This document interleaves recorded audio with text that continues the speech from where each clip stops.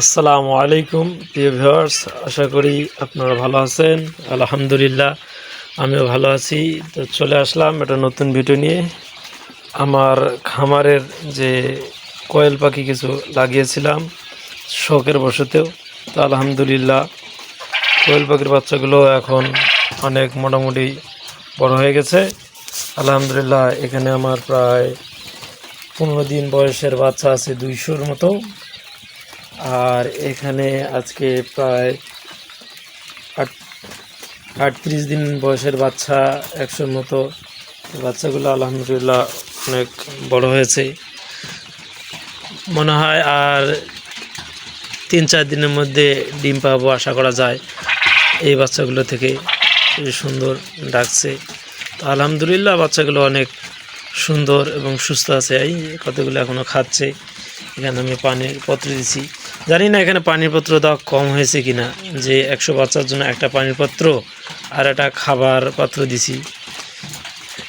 এগুলো আরও দিতে হবে না সেটা আমি জানি না, অবশ্য আমি নতুন মানুষ, যদি কেউ জানেন তো আমাকে একটু অবহিত করবেন।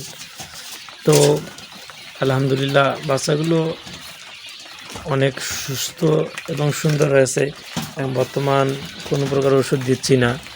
আর এখানে প্রায় 200-র মতো যে কোয়েলের বাচ্চা আছে, এগুলোর বয়স আজ থেকে প্রায় 15 দিন।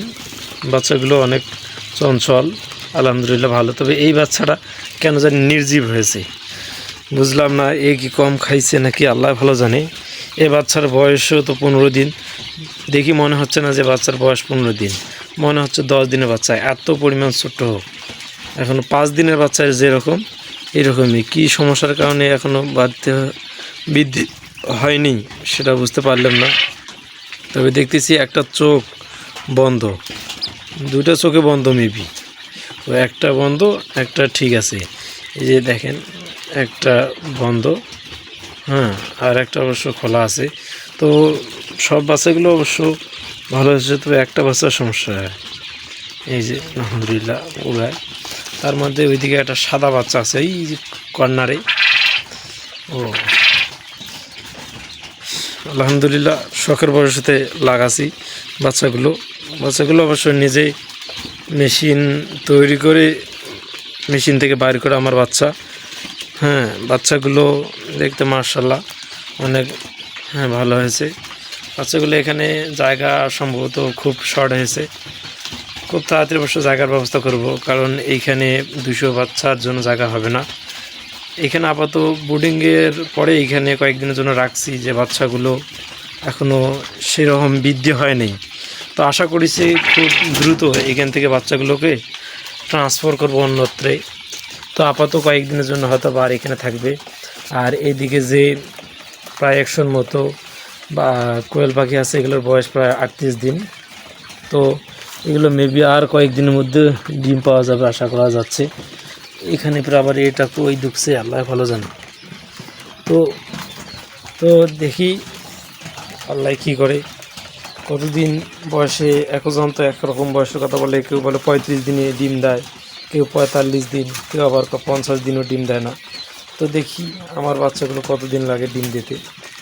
তো এগুলো মোটামুটি 100 গ্রাম প্লাস ওজন হয়েছে।